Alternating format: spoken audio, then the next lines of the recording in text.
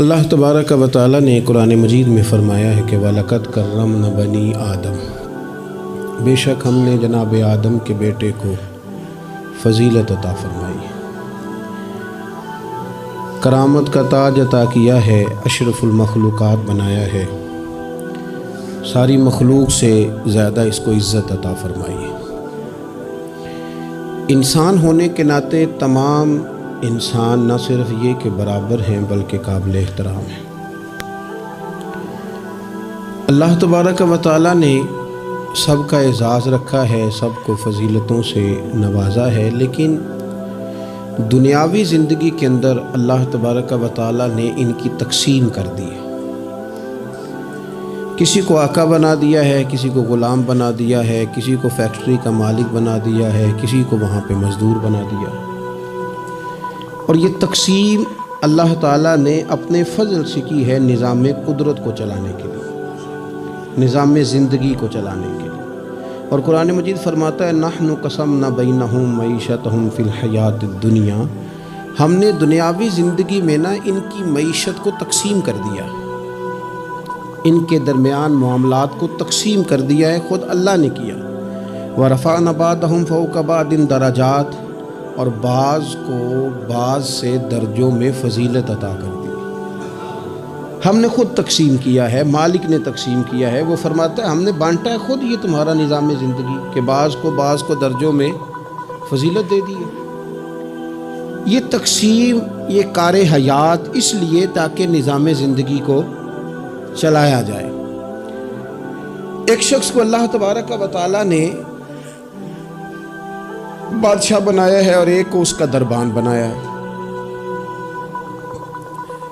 یہ تقسیم اس لیے کی ہے کہ ظاہر ہے سارے تو بادشاہ نہیں بن سکتے، اور کسی نہ کسی نے دربان بھی بننا ہے۔ حکم کیا ہے؟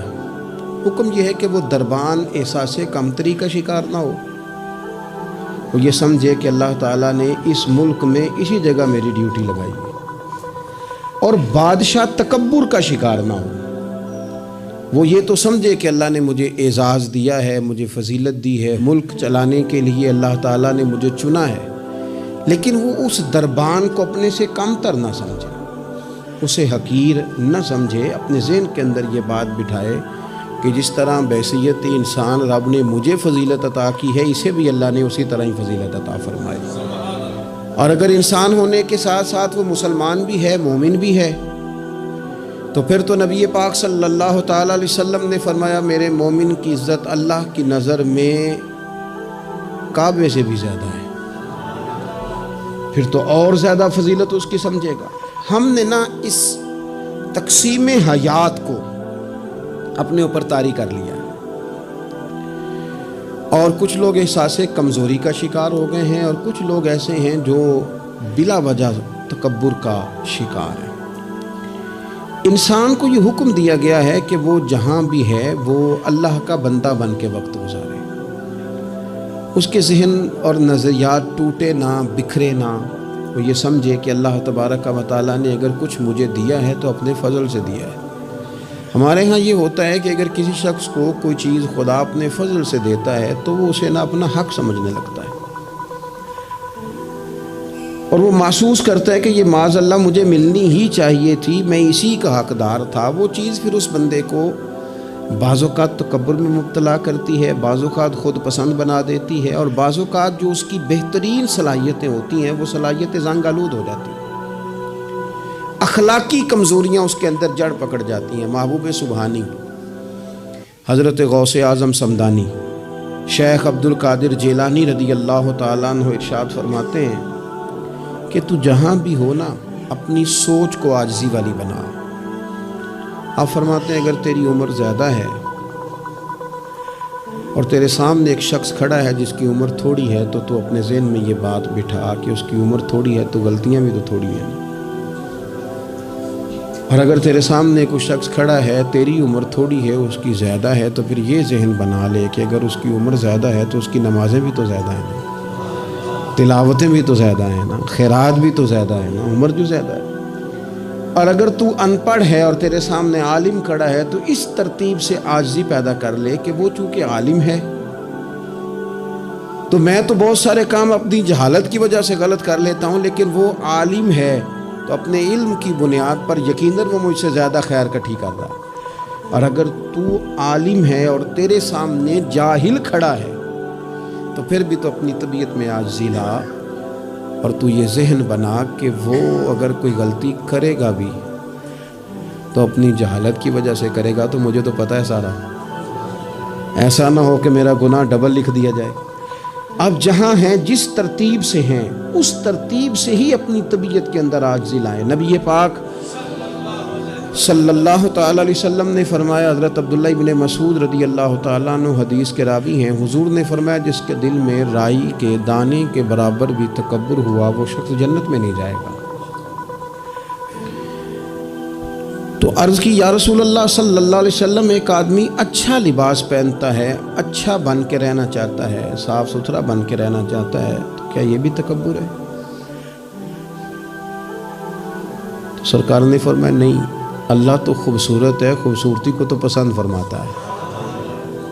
تو یا رسول اللہ صلی اللہ علیہ وسلم پھر تقسیم کس طرح کریں؟ تکبر کے مفہوم کو کیسے سمجھیں؟ تو دو باتیں نبی پاک علیہ السلام نے ارشاد فرمائی۔ سارے عنوان کو ان دو باتوں میں سمجھا جا سکتا ہے۔ محبوب فرمانے لگے تکبر تو یہ ہے کہ بندہ حق قبول نہ کرے اور دوسرے بندوں کو اپنوں سے حقیر سمجھے۔ اگر تیرا کوئی بھی کمال قبول حق میں رکاوٹ بن گیا تب تو متکبر ہے، اور اگر کسی بھی مقام پر جا کر تو کسی کو حقیر سمجھنے لگ گیا پھر تو متکبر ہے۔ ورنہ اچھا لباس پہننے سے بندہ متکبر نہیں ہوتا، اچھی گاڑی میں بیٹھنے سے بندہ متکبر نہیں ہوتا، اچھے گھر میں رہنے سے بندہ متکبر، بلکہ حضرت باجید بستامی رحمۃ اللہ علیہ تو یہاں تک فرماتے ہیں کہ میں نے بہت بڑے بڑے مکانوں میں درویش بستے دیکھے اور میں نے بڑے بڑے جبوں کے اندر تکبر کو ملاحظہ کیا، غرور دیکھا میں نے وہاں۔ عزیز دوستو، اپنے ذہنی سطح اس طرح کی بنائی جائے کہ مزاجوں میں ٹھہراؤ رہے، طبیعتوں میں ہمیں نا دو تین چیزیں بڑا پریشان کرتی ہیں۔ بعض لوگ ایسے ہیں جو کسی بڑی برادری میں جس کو وہ بڑا سمجھتے ہیں، باقی تو اللہ کو پتہ ہے نا بڑا کون ہے۔ کسی بڑے قبیلے میں جس کو دنیا میں بڑا گردانا جاتا ہے، اس میں اگر وہ پیدا ہو گئے نا تو ان کا یہ گمان بن گیا ہے کہ شاید میرا یہ حق تھا، تو چونکہ مجھے اللہ نے پیدا یہاں کیا ہے تو معاذ اللہ میرا حق بنتا ہے میں تکبر کروں۔ بار بار اپنے لفظوں میں، جملوں میں، اپنے رویوں میں اس بات کا وہ اظہار کرتے ہیں۔ کچھ لوگوں کو اللہ تعالیٰ دولت دیتا ہے، دولت اگر محنت سے ملتی تو سب سے زیادہ مزدور کے پاس ہوتی ہے، کیونکہ وہ سب سے زیادہ محنت کرتا ہے۔ یہ تو خدا کے فضل سے ملتی ہے۔ اب جس کو مل جاتی ہے وہ سمجھتا ہے مجھے ملنی ہی چاہیے تھی، ملنی چاہیے تھی، اب وہ کسی تکبر کا شکار ہو جاتا ہے۔ حالانکہ مالک بڑا بے پرواہ ہے۔ صبح کے تخت نشین شام کے مجرم ٹھہرے، ہم نے پل بھر میں نصیبوں کو بدلتے دیکھا۔ ایک منٹ لگتا ہے انسان کمزور ہو جاتا ہے۔ تو لوگ دولت کے زور پر اپنے آپ کو تکبر کا شکار کر لیتے ہیں، اور بعض لوگوں کو اللہ تعالیٰ اپنے فضل سے علم عطا کرتا ہے، اور اس سے مراد صرف دینی علم ہی نہیں، اگر کسی کے پاس کوئی دنیاوی ڈگری ہے، دنیاوی، میں بڑے ادب سے عرض کروں گا، میں بڑے زمانے سے کچھ نہیں تو مجھے 20 سال ہو گئے ڈاکٹروں کا چکر لگاتے، والد صاحب بیمار تھے، والدہ بیمار تھی، خود جانا پڑا، کبھی بچوں کو لے کے جانا پڑا۔ میں نے لہجوں میں بعض جگہ پہ غرور دیکھا، لہجوں میں، یعنی ڈاکٹر کے دو میٹھے بول نہ بندے کی طبیعت ٹھیک کر دیتے ہیں، لیکن وہ اس کے لہجے میں، اب چونکہ وہ ڈاکٹر ہے، اور جناب مجھے تکلیف ہے، میں ذرا جلدی چیک کرانا، سب کو تکلیف ہی ہوتی ہے، سارے تکلیف سے ہی آتے ہیں، باہر بیٹھو دیکھ لیتے ہیں۔ علم اس کا نام ہے کہ دوسروں کو جاہل سمجھا جائے، علم اس کا نام ہے کہ آپ کو شعور ہی نہ آئے، علم تو آگہی سکھاتا ہے۔ اگر کوئی عالم ہو کر اپنی ماں کے پیر نہیں دباتا تو پھر اس کے علم نے اسے کچھ بھی نہیں سکھایا، اس کے علم نے اسے کچھ بھی نہیں بتایا۔ اگر عالم ہو کر اپنے باپ کا حیا نہیں کرتا تو پھر یہ کورس ہیں، اس نے لفظ سیکھے ہیں ایڑے ترچھے، اسے سمجھ ہی نہیں آئی لوگوں سے پیار کیسے کرنا تھا۔ آپ کی چیزیں آپ کے اندر روشنی پیدا کریں، آپ کا شعور آپ کو تازہ کرے۔ دیکھیں نا، جتنا پھل زیادہ لگ گیا ٹہنی اتنی جھک گئی. حضرت عبداللہ بن عمر رضی اللہ تعالیٰ عنہ اور حضرت عبداللہ بن عمر دونوں بیٹھے تھے. ایک صحابی ہیں عبداللہ بن عمر بن عاص رضی اللہ تعالیٰ عنہ، اور ایک سیدنا فاروق اعظم کے بیٹے ہیں جن کو عبداللہ بن عمر کہا جاتا ہے. دونوں بیٹھے تھے. عبداللہ بن عمر اٹھ کے چلے گئے تو عبداللہ ابن عمر نے رونا شروع کر دیا. دیر تک روتے رہے. اللہ کرے کسی کو کوئی ایسا یار ملے جسے مل کے بندہ روئے. ایک باری میریاں اکھیاں چوں اونا نے اتھرو پونجے سن، ہن تے چسکا پہ گیا رونے دا تے ہر ویلے آہو زاری دا. وہ چلے گئے اور انہوں نے رونا شروع کر دیا. روتے جا رہے ہیں. بچوں نے کہا کیوں روتے ہو؟ کہنے لگے یار وہ عجیب بات بتا گیا ہے.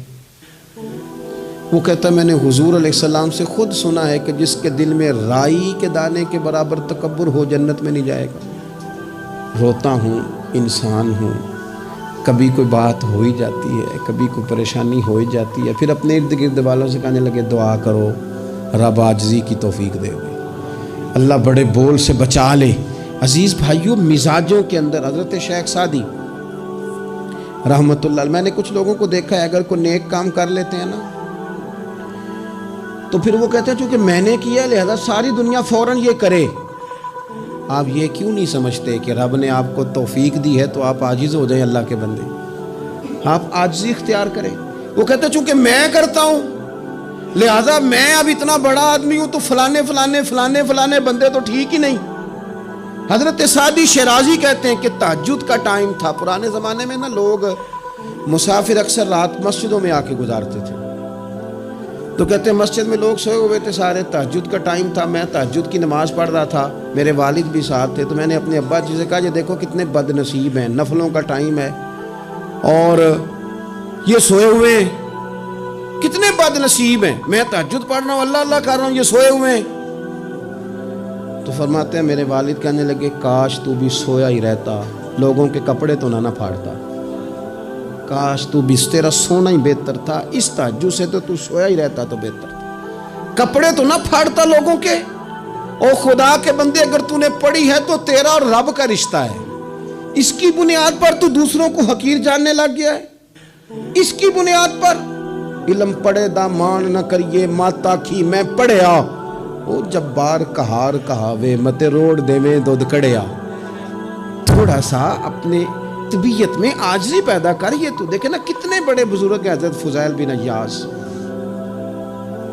60,000 لوگوں نے حج کیا، حضرت کے بھی وہ حجوں میں بہت 21واں 22واں حج تھا. کسی نے پوچھا حضور اس سال حج کے بارے میں آپ کا کیا خیال ہے؟ تو آپ فرمانے لگے جتنے بھی حاجی آئے سارے نیک تھے، حج ضرور قبول ہوگا، اور اگر کسی وجہ سے کوئی کمی رہ گئی تو وہ میری نحوست کی وجہ سے رہ جائے گی، اس لیے کہ ان میں سب سے زیادہ گناہ گار میں ہی ہوں. میری وجہ سے کوئی رہ گئی تو رہ گئی، ورنہ تو امید ہے خدا فضل ہی فرمائے گا. آپ کے مزاج میں جب عاجزی ہوتی ہے کہ نا، اگر آپ کسی مقام پہ فائز ہیں تو وہ تو اللہ نے دیا آپ کو، تو اب تو آپ کو اس مقام پر جا کے بھی عاجزی ہی کرنی چاہیے تھی. اور اگر آپ وہ عاجزی نہیں کر رہے تو اس کا مطلب ہے آپ بہت ساری خطاؤں کا شکار ہیں. ہمارے زمانے میں نا ایک رواج آیا ہے کمزوریاں بیان کرنے کا، اور کمزوری اکثر وہ بندہ بیان کرتا ہے جو اپنے آپ کو کچھ سمجھتا ہے.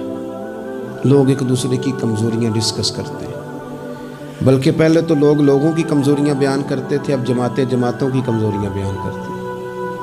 اب پارٹیاں پوری پارٹیوں کی کمزوری بات اتنی اجتماعیت تک چلی گئی کہ سوچے محدود سے محدود تر ہو گئی. اللہ تعالیٰ نے نا ایک دفعہ حضرت موسیٰ کلیم اللہ علیہ السلام سے فرمایا کہ آپ کی قوم میں جو سب سے نیک آدمی ہے نا اسے ڈھونڈ کے میری بارگاہ میں لائیں. حضرت موسیٰ علیہ السلام نے نا جس کو سب سے زیادہ نیک سمجھتے تھے اسے اللہ کے حضور پیش کیا. مالک یہ سب سے زیادہ نیک ہے، جسے حضرت موسیٰ کلیم نیک کہیں، وہ کتنا کو نیک ہوگا. یا اللہ یہ نیک ہے. حضرت موسیٰ علیہ السلام سے رب کریم نے فرمایا اب اس بندے کی ڈیوٹی لگاؤ کہ یہ اس قوم میں جو سب سے گناہ گار ہے وہ بندہ ڈھونڈ کے لائے. اگر یہ ڈیوٹی ہماری لگتی تو پھر تو اللہ خیر کرے، سارے گناہگار تھے ماں سوائے میرے، خدا مجھے ایسی خدائی نہ دے کہ اپنے سوا کچھ دکھائی نہ دے۔ جناب اس کی ڈیوٹی لگائیں، حضرت موسیٰ کی گواہی ہے یہ سب سے زیادہ نیک ہے، اس کی ڈیوٹی لگائیں، یہ سب سے گناہگار بندہ ڈھونڈ کے لائے۔ آپ نے ڈیوٹی لگا دی تو وہ عرض کرنے لگے حضور 3 دن کی مہلت دے، میں بندہ ڈھونڈتا ہوں۔ 3 دن 3 راتیں گزر گئیں، آنے کا وقت آیا تو اسی نیک آدمی نے کیا کیا، اپنے گلے میں رسی ڈالی اور اپنے ہی ہاتھ سے پکڑ کے لا کے حضرت موسیٰ کلیم کے دست مبارک میں دے کے کہا حضور 3 دن کوشش کی ہے، سب سے زیادہ گناہگار میں ہی ہوں۔ برے بندے تو میں لبن ٹریا تے جاگتے ملیا نہ کوئی، تے اپنے اندر چاتی پائی تے میں تھوں برا نہ کوئی، میں ہی ہوں۔ تو حضرت موسیٰ کلیم علیہ السلام فرمانے لگے یہ تو نے کس طرح تجزیہ کیا؟ عرض کی حضور بعض لوگوں کی نا چھوٹی موٹی کوتاہیاں میرے سامنے تھیں، اس پر میں نے غور کیا، لیکن ان کی غلطیاں یقینی نہیں تھیں، میرا گمان ہی تھا، پورا مجھے یقین نہیں تھا کہ یہ غلطیاں ہیں، لیکن جو میری غلطیاں تھیں ان کا مجھے پورا یقین تھا کہ یہ ہیں۔ کسی کی غلطیاں میرے سامنے یقینی نہیں تھی، اپنی کوتاہیاں میرے سامنے یقینی تھیں، اور جو زیادہ یقینی چیزیں تھیں نا اس پر جب میں نے غور کیا تو پھر میں سمجھا کہ اس بستی میں سب سے گناہگار میں ہی ہوں۔ آپ مجھے نا بتائیں اب میرے لیے آپ نے کیا کرنا ہے؟ جناب موسیٰ وہیں کھڑے تھے تو رب کریم نے حضرت موسیٰ سے کلام فرمایا، وحی فرمائی، فرمایا میرے کلیم اس کو جو سب سے زیادہ فضیلت ملی ہے وہ نمازوں کی وجہ سے نہیں ملی، یہی اس کی عاجزی ہے جس کی وجہ سے رب نے سب سے زیادہ فضیلت عطا فرمائی۔ یہ اس کے ذہن کے اندر بات ہے جس سبب سے اللہ تعالیٰ نے اسے یہ اعزاز دیا۔ تھوڑا سا نا چیزوں کو سمجھا جائے، انسان اپنی ذہن سازی کرے، اپنے اوپر غور کرے۔ ہم اپنے آپ کو 2 4 5 چیزیں دیکھ کے تسلیاں دے کے بیٹھ جاتے ہیں کہ نہیں نہیں چھوڑ، تو ساری دنیا اتنی خراب ہے، تو فلانی نیکی بھی کرتا ہے۔ اس سے نا انسان کی روحانی زندگی کمزور پڑ جاتی ہے، اس کے افکار پہ میل کچیل چڑھنے لگ جاتی ہے، وہ آہستہ آہستہ کمزور ہونے لگ جاتا ہے۔ کچھ بھی فرق نہیں پڑتا اگر طبیعت میں عاجزی آ جائے تو کوئی فرق، مثلا کیا ہو جائے گا اگر کوئی شخص تھوڑا بہت اگر کام کر لے، اگر کسی وقت وہ کوئی عاجزی اختیار کر لے تو اس سے فرق پڑ جائے گا۔ اور میں نے دیکھا سوسائٹی کا یہ ماحول بن گیا، وہ جناب تو شاہ پر چکے ہیں، اور بڑے اور انداز میں لوگ بات کرتے ہیں، اپنی طبیعتوں پہ بوجھ ڈالا جائے۔ ہمارے ہاں نا ایک لمبی لسٹ ہے ان لوگوں کی جن کی وجہ سے ان کے اپنے تکلیف میں یعنی کیا مثلا کیا کہہ سکتا ہے بندہ؟ داماد کو کہہ سکتا ہے کچھ، لیکن اس نے مصیبت کھڑی کی ہوئی ہے، وہ بیٹی کو اور نواسوں کو لے کے آتا ہے تو دروازے پہ چھوڑ کے چلا جاتا ہے، کہتا ہے اسٹیٹس ہی نہیں میرا۔ میں ایک جنازے پہ چلا گیا تو قبرستان میں ایک فیملی میں کسی کا انتقال ہو گیا، تو قبرستان میں ان کا داماد اپنے برادر اللہ سے سالے سے کہہ رہا ہے کہ وہ تم نے تو اپنے ابا کی قبر پہ تختی بھی نہیں لگائی، اتنے بھائیوں تختی بھی نہیں لگا سکتے۔ وہ کہنے لگا بھائی جان بس وہ مصروفیت رہی ہے، قبر تو پکی کرا دی تھی تو بس تھوڑے دنوں میں لگوا دیتے۔ وہ بیچارہ نا ادھر ادھر میری طرف بھی دیکھ رہا ہے کہ لوگ سن، اور وہ ڈھٹائی سے باتیں کیے جا رہا ہے کیونکہ وہ داماد ہے، ان کی بیٹی گھر ہے، مفت کی بلیک میلنگ ہے۔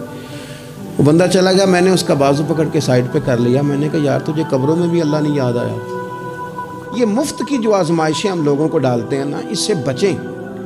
بلا وجہ کہ جناب وہ مجھے پوچھا نہیں تو مجھے جناب دیا نہیں تو میری بھی کوئی حیثیت تھی، آپ اس طرح نہ گنوائیں۔ ان سے چیزیں چھلکتی ہیں، ان سے محسوس ہوتا ہے کہ آپ چھوٹے آدمی، اس سے محسوس ہوتا ہے کہ ہم کمزور پڑ گئے، ہم نے کس بنیاد پر لوگوں کو لوٹنا اور تاڑنا اور لتاڑنا شروع کر دیا۔ انسان ہوتا ہے، اور وہ جب ان چیزوں سے نکل جاتا ہے نا تو محسوس ہوتا ہے کہ وہ بندہ بڑا آدمی ہے کہ جو نہ اسے کوئی یہ پرواہ ہے کہ مجھے کوئی بٹھائے کہاں پہ، نہ اسے کوئی یہ ٹینشن ہے کہ کوئی یہ۔ میں نے دیکھا ہے بعض بڑے لوگ ان چیزوں سے ویسے نکل جاتے ہیں۔ حضرت عمر رضی اللہ تعالیٰ عنہ مال غنیمت کا اونٹ گم ہو گیا تو تلاش کر رہے تھے، تو ایک بندے نے کہا کسی غلام کو کہہ دیتے، فرمانے لگے میں بھی تو غلام ہی ہوں، میں بھی تو اپنے محبوب کا غلام ہوں، کسی غلام کو کہہ دیتے، اس کا کیا مطلب؟ اس لیے اس تکبر سے اپنے آپ کو بچا کے لوگوں کے لیے آسانی کی جائے، اپنوں کو پیار دیا جائے، اپنوں کو محبت دی جائے۔ جب آپ کسی سے پیار کریں گے، اعزاز دیں گے، تو اس میں محسوس ہوگا کہ ہماری اپنی بھی کوئی شان ہے، عظمت ہے، ہم وزادار ہیں۔ دیکھیں میرے نبی پاک صلی اللہ تعالیٰ علیہ وآلہ وسلم کے صحابہ حضور کا اتنا ادب کرتے تھے کہ نبی پاک صلی اللہ علیہ وسلم کے دروازے پر نہ پوری ہتھیلی سے دستک نہیں دیتے تھے، انگلی کے پوروں سے، ناخنوں سے۔ ادب ہے۔ کسی نے کہا تھا کہ باب جبریل کے پہلو میں ذرا دھیرے سے، خواجہ فخر الدین فرماتے ہیں باب جبریل کے پہلو میں ذرا دھیرے سے، فخر کہتے ہوئے جبریل کو یوں پایا گیا، ہم نے نہ پلکوں سے درے یار پہ دستک دی ہے، کیونکہ ذرا آواز اونچی ہوئی تو عمر کا سرمایا گیا۔ صحابہ یوں ادب کرتے کہ اونچا سانس نہیں لیتے تھے حضور کی بارگاہ۔ نبی پاک صلی اللہ علیہ وسلم کے وجود سے وضو کا پانی تو وہ نیچے نہیں گرے گا، وہ نیچے تھیلیاں کر دیتے۔ آنکھیں حضور کی بارگاہ میں نہیں اٹھاتے تھے۔ بعد سے پوچھا جاتا حلیہ بیان کر دو، کہتے تھے اتنی جرت ہی نہیں تھی حضور کو دیکھ سکے۔ وہ اتنا ادب کرتے، لیکن نبی پاک صلی اللہ علیہ وسلم کا ان کے ساتھ معاملہ کیا تھا؟ جنگ بدر کے لیے جب سواریاں جا رہی تھی نا، تو ایک ایک سواری پہ 3 لوگ تھے۔ تو اسلام مذہب بڑا حسین ہے نا، یہ رحمت للعالمین محبوب کا پیغام ہے نا۔ اب ایک ایک سواری پہ 3 بندے بیٹھیں گے، تکلیف ہوگی۔ طے یہ پایا کہ 2 بیٹھ جائیں، 1 پیدل چلے۔ نبی پاک صلی اللہ علیہ وسلم نے فرمایا مجھے بھی 2 بندے دے دو۔ نصیبہ جاگا سیدنا ابو لبابہ کا، حضرت علی المرتضیٰ شیر خدا کا، یہ دونوں رسول پاک صلی اللہ علیہ وسلم کے ساتھ ہیں۔ اب ایک دفعہ باری حضرت ابو لبابہ سرکار کے پیچھے بیٹھیں گے، مولا علی پیدل چل رہے ہیں۔ اس شخص کا کمال تو دیکھیں جس کے ہاتھ میں اس سواری کی لگام ہے جس کے سوار مدینے والے رسول ہیں صلی اللہ تعالی علیہ وسلم۔ پھر باری آئی حضرت علی پیچھے بیٹھے ہیں، لگام حضرت ابو لبابہ نے تھام لی۔ وہ سوئے لال ہزار پھرتے ہیں اور تیرے دن اے بہار پھرتے ہیں۔ نبی پاک صلی اللہ علیہ وسلم کی سواری کی لگام تھامی ہوئی، باری لگ گئی، حضور نے پیدل چلنا ہے۔ کیوں ہاتھ باندھے دونوں نے، عرض کی حضور خادم جو حاضر ہیں، مہربانی کرے نا، آپ بیٹھے نا، ہم پیدل چلتے ہیں آپ کی باری۔ تو نبی پاک صلی اللہ تعالی علیہ وسلم کا جو لہجہ ہے عزت دینے کا، 2 جملے حضور نے کہے، آپ دونوں جملوں میں حضور نے جو غلاموں کو عزت دی وہ بھی دیکھیے، سمجھانے کا انداز بھی دیکھیے، اور امت کے دلوں میں عاجزی پیدا کرنے کا طریقہ بھی دیکھیے۔ حضور سید عالم علیہ الصلوۃ والسلام فرمانے لگے تم دونوں مجھ سے زیادہ طاقتور ہو، تم زیادہ طاقت رکھتے ہو کہ پیدل چلو، میں بھی چل سکتا ہوں۔ اور پھر فرمایا تم دونوں کو کوئی زیادہ اجر کی ضرورت ہے، میں نے بھی تو اپنے رب سے اجر لینا ہے نا، دین کے رستے میں چلنے کا میں نے بھی تو اجر لینا ہے۔ تھوڑی دیر ہوئی ایک آیا کالیاں زلفاں والا، تھوڑی دیر ہی ہوئی ایک آیا سی کالیاں زلفاں والا، وہ 2 کڑیاں ہی میرے من وچ رکیا کر گیا نور اجالا۔ اتنا کرم 2 جملوں سے طبیعت ہی بدل گئی۔ فرمایا تم کو زیادہ طاقتور ہو، تمہیں کو زیادہ اجر چاہیے۔ آپ اگر پیار کریں گے نا، تھوڑی تھوڑی محبت کریں گے، تھوڑا تھوڑا انداز آپ اختیار کریں گے۔ میں نے دیکھا ہے کوئی افسر صاحب بن گئے ہیں، کوئی پیر صاحب بن گئے ہیں، کوئی علامہ صاحب بن گئے، ناراض نہ ہونا، کوئی نمازی صاحب بن گئے، کوئی حاجی صاحب بن گئے، کوئی فلانا صاحب بن گئے، تو بس وہ ہم کچھ نہ کچھ بن ہی گئے ہیں۔ اور جن لوگوں کو ہماری وجہ سے سکون مل رہا تھا وہ ڈھونڈ رہے ہیں، پتر ملے، بھائی ملے، شاگرد ملے، دوست ملے۔ یہ ساری صورتیں بھی تو لوگوں کو چاہیے۔ اور آپ کی عظمت میں، شان میں کوئی فرق نہیں پڑتا۔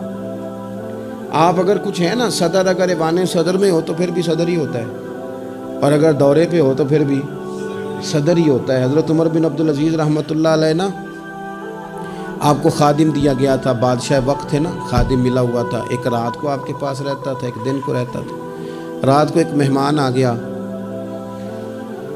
تو چراغ جل رہا تھا، جناب عمر بن عبدالعزیز رحمۃ اللہ علیہ کچھ لکھ رہے تھے، تو وہ خادم کی آنکھ لگ گئی، وہ سو گیا۔ انسان ہی ہے نا، نیند آ ہی جاتی ہے، لیکن وہ آتی ہے صاحب کو، چوکیدار کو تو نہیں نہ آنی چاہیے۔ پھر صاحب کہتے ہیں تو تنخواہ کا دی لینا ہے، تینوں رکھیا کا دے لیں، یہی لفظ ہے نا جی، اس کو تو نہیں نہ آنی چاہیے، ڈرائیور کو تو نہیں نہ آنی چاہیے، وہ تو نیند تو شاید صرف مالک کے لیے، ڈرائیور کے لیے تھوڑی ہے۔ تو اس کی آنکھ لگ گئی، اسے نیند آ گئی خادم کو۔ حضرت عمر بن عبدالعزیز، وہ چراغ جل رہا تھا تو وہ گل ہونے لگ گیا، بجھنے لگ گیا۔ مہمان کہنے لگا حضور میں ٹھیک کر دوں، فرمانے لگے نہیں، مہمانوں سے خدمت نہیں لیتے۔ خادم کو جگا دے، فرمانے لگے جاگتے رہتا ہے، آج ہی سو گیا ہے، کسی وجہ سے تھک گیا ہو۔ حضرت عمر بن عبدالعزیز خود اٹھ کے گئے، چراغ کی بتی ٹھیک کی، سلائی کے ساتھ دوبارہ جلایا، آ کے بیٹھ گئے۔ اب ظاہر ہے کہ بادشاہ سے ملنے کو بادشاہ ہی آیا ہوگا، کوئی وزیر ہی آیا ہوگا، تو اس نے اپنے لیول کی بات کی۔ کہنے لگا حضرت صاحب اس کو کس لیے رکھا ہوا ہے، سو گیا، اس کو جگاتے۔ تو وہ تو بڑی جلال میں بات کر رہا تھا نا، اور وہ بڑا تنقید کا اس کا لہجہ تھا کہ اس کو کیوں نہیں اٹھایا۔ تو حضرت عمر بن عبدالعزیز اس کو نارمل زندگی میں لے آئے واپس، اس کو کھینچ کے دوبارہ دنیا پہ لے آئے، زمین پہ۔ فرمانے لگے تو اتنا کیوں پریشان ہوتا ہے، میں جب چراغ ٹھیک کرنے گیا تھا تب بھی عمر بن عبدالعزیز ہی تھا، اور جب واپس آیا ہوں ٹھیک کر کے تو پھر بھی عمر بن عبدالعزیز ہی ہوں۔ مثلا میری کون سی سائیڈ ادھر گئی ہے، میں وہی ہوں۔ خدا کے بندے کیا ہو گیا، وہی ہوں۔ تو کس پریشانی کا شکار ہو گیا، میں وہی ہوں۔ دانش منداں دا کم ناہی، دل دنیا تے لانا، اس ووٹی تے لکھ خامد کیتے، جو کیتا سو کھانا۔ بڑے بڑے عہدے ملتے ہیں دنیا، بڑے بڑے جاگیردار ہوتے ہیں، پھر وہ چلے جاتے ہیں۔ تو دانش مند آدمی دل نہیں لگا کے بیٹھ جاتا، اس لیے لہجوں میں عاجزی، انداز میں عاجزی، رویے میں عاجزی، بولنے میں عاجزی، بات کرنے میں عاجزی، کسی سے ملنے میں عاجزی، کسی سے لینے میں بھی عاجزی اور عطا کرنے میں بھی عاجزی، اور نظروں میں بھی عاجزی، ذہنوں میں بھی عاجزی، دل میں بھی عاجزی۔ اور یہ کہاں سے ملے گا؟ یہ دروازہ رسول سے ملے گا۔ تیری صورت تیری سیرت زمانے سے نرالی ہے، اور تیری ہر ایک ادا پیارے ادائے بے مثالی ہے۔